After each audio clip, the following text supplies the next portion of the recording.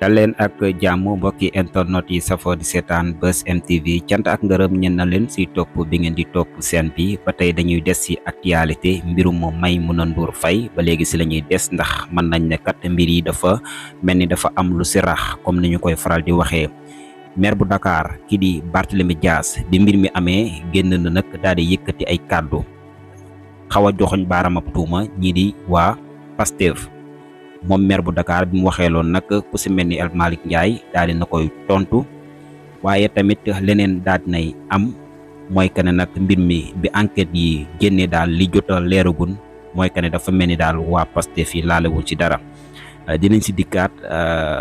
gën koo yaatal xibaar yi waaye nag dina leen dikkal révélation yu ama am solo yi nga xam ne nag def nañ ko si ay jàngat si mbir mi nga xam ne nag xew na ba ñu siy tuumaal ne waa Pastef daal dañ see laale. loolu lépp dina si dikk ak sorti Barthelemy Diaz bii nii ana lan moo ko waral ak lan moo tax mu daal di génn kut rek mbiri xew rek mu génn wax si ak tamit ki nga xam ne nag moo di Farba Ngom moom it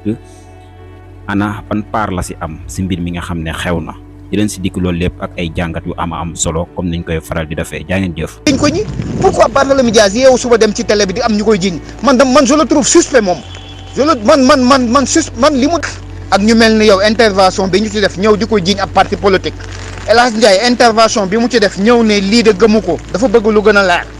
buñ ko tegalee nitu diina bu jub li El Hadj Ndiaye wax ak El Hadj Ndiaye maanaam El Hadj Ndiaye ni mu defee noonu la ñuy gën a jël yaay maam yow da nga nekk nitu diine am na loo xam du sa cër wax naa la ko ba tey nañu bàyyi farfarloo yow nit ñu dóof ko dara ñu def ko dara maanaam ñu gaañ ko agressé ko xamaguñ ko def yow nga bëgg a ànd ak ñi nga xamante ne ñoom ñoo ñëw di ko jiiñ ay nit te teguñu ko fenn mais yéen seen diine ji fu mu nekk diine ji ngeen woote fan la nekk saa yu leen arrangé rek ngeen utiliser diine bu leen neexul ngeen def leen neex mais yow diine daf la sant loolu li nga def tey ci suba say morom def ko fii ci groupe bi ñëw di ko jiiñ ay nit parce que agressé nañ Maimouna Ndour Faye même bu dee am nañu ko doon menacé ak yooyu mais yéen nañ bàyyi bañ def ay enquête ba xam kan la peut-être ñeneen mën nañ parce que ay politiciens lañu keneen mën naa def loolu pour jiiñ ko ñi pourquoi Barthelemy Diaz yeewu suba dem ci télé bi di am ñu koy jiiñ man je le trouve suspect moom man li mu def nii suspect laa koy def man dama jàpp ni kii dafa louche pourquoi muy dem di jiiñ ay nit en tant que maire d'une ville en tant que maire de Dakar taxaw fii ñëw yow maire bi nga jiite am na ñoom sa ànduñoo ak yow ci parti bi ci politique bi ngay def nga ñëw di ko jiit doo bàyyi yoon def liggéeyam moom est-ce que loolu liggéeyam la yow imam dama ni yow bu dee nitu diine nga loolu du yëfu diine du cëru nitu diine dara du xew rek ngay jël di koy jiiñ ay nit te xamoo kan moo ko def.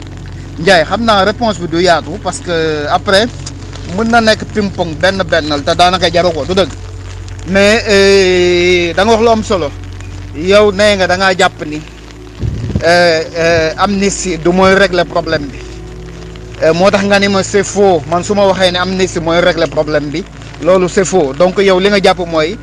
buñ deful amnistie di tëjee ka tijjante di continuer di dóorante di menacante loolu mooy régler problème bi loolu sa avis la yow loolu sa xalaat la yow noonu nga gisee waaye man gisee wu ma noonu donc man dama lay nangul yow li nga jàpp ni mooy régler situation bi am ci réew mi mooy régler problème yi am ci réew mi mooy régler maanaam soxoronte gi tëkkonte gi am ci réew mi jamante beeg yooyu yow da ngaa jàpp ne daal nañu bàyyi rek justice continuer ñuy dóorante muy jàpp di tëj voilà loolu nga bëgg yow amul problème dama la koy nangul yow comme imam nga te yow ne xalaat nga ne li mooy régler situation bi nangul naa la ko léegi man nangul ma man ni président Macky Sall li mu wax ne day amnistie baal ñëpp jéggalante man loolu laa gëm la ca des nag du ma ci ñëw parce que voilà yow nee nga yow yaa wax loolu amul problème yaa ko wax waaye man ànduma ak yow ci loolu parce que nag wax dëgg yàlla El Hadj Ndiaye bu ñëwee ñu jox ko photo xamul nu mu demee te réew mi bari manipulation su ko neexee mu ni gëmu ko bu ko neexee mu ni du dëgg nañ ko ni lay preuve moom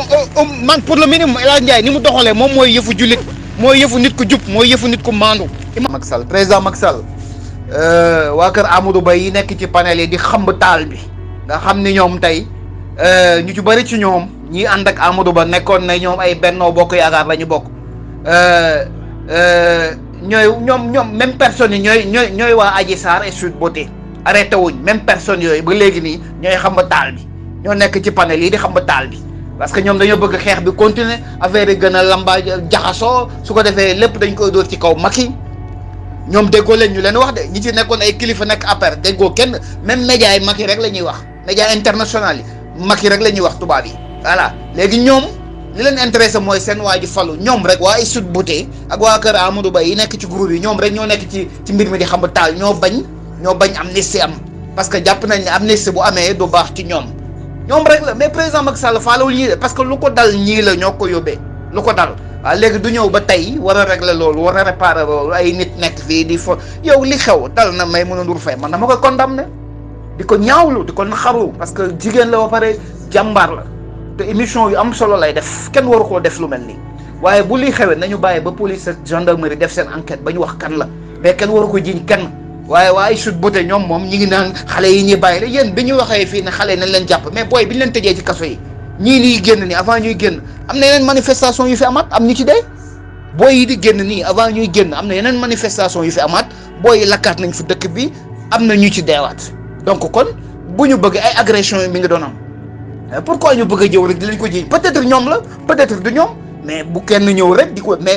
ko jiiñ di leen ko jiiñ wala ku leen ko jiiñ bàyyi leen ñi ànd ak ñoom aussi ñu nangu taw dugg fii tontu voilà bu fekk affaire de jiiñante la ki ñu ko jiiñ bu ko neexee tontu ci groupe bi voilà mais mënuñoo ay nit taxaw fi di ko jiiñ ay nit ne leen yéen bu leen tontu mais loolu dictature la. mais El Hadj réew mi wax dëgg yàlla jar na dem ba ci président su ko raamal ko franchement parce que y a des haines dans ce pays franchement y a des haines ñun ay frères lañ ay sénégalais ñun ñëpp ñoo bokk ndey baay mais loo xam ne dafa xew dëkk boo xam ne foo tourné ñu agressé la mais loolu mooy situation dëkk bi nga xëy ne non parce que dafa am ñu ko doon menacé wala nangam fii menacé ak saaga yi bëri na ñu nekk ci groupe yeeg WhatsApp yeeg Facebook ak Instagram mais yeneen parti lañ bokk dañuy saaga def profil au nom de beneen parti ça ne veut pas dire que parti bee amul ñuy saaga wala mais kenn ndax mën na tooñ nga doon ñëpp moom laa doon wax xat fàq tey suba nee naa ko ñun ñaar dañoo ànd di xeex ay at lan lañ doon xeex benn idéologie maanaam kenn tooñ nga doon ñëpp muy wahabis yeeg yooyu ñu nekk ci di combattre lan lañ doon xeex mais parce que ñëpp mënuñoo kenn mënut a tooñ nga dugal ñëpp ci benn saako quand même beneen bi mooy ay jullit mais nan la ñuy mën a taxawee tamit mais audace la mais ñii bon bu enquête génnee xanaa duñ rus laa yaakaar jàpp naa ne bu enquête bi génnee contraire ak ñoom li ñu wax ni gàcce du leen rey mais y a des haines dans ce pays mais ni doomu aadama yi nan lañ mën a egg ci niveau bii mais politique c'est de l'idéologie mënuñoo bokk gis-gis mënuñoo bokk xalaat loolu mënut a nekk ci àdduna mais il faut ñuy nangulante xalaat bay mën a daje mais il faut ñu xam li xew ci àdduna bi ban parti nañ ñu wax ban boo demee ban dëkk ngay bay fekk fu am 10% wala 15% mais amatul ci àdduna bi presque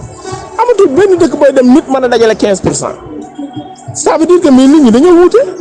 mais teewul dinañ boole gouverner seen dëkk bis boo laaleen seen dëkk xam ne ñoo bokk ndey ak baay xam ne ñoom ñëpp benn lañ mais leneen wuute la chaque jour ña nga ca mais loolu mooy politique wuute taxul ñu doon ay noon mais ay noonoo laa fi gis mais franchement c'est incroyable. non dëgg neexul say te kat ñoom ñooy jiiñ ñeneen ñi naan gars yi ay nitu fitna lañ gars yi nangam ak nangam mais haine bi fi génn nii tey lan la mais c'est de quoi ça lii lan la.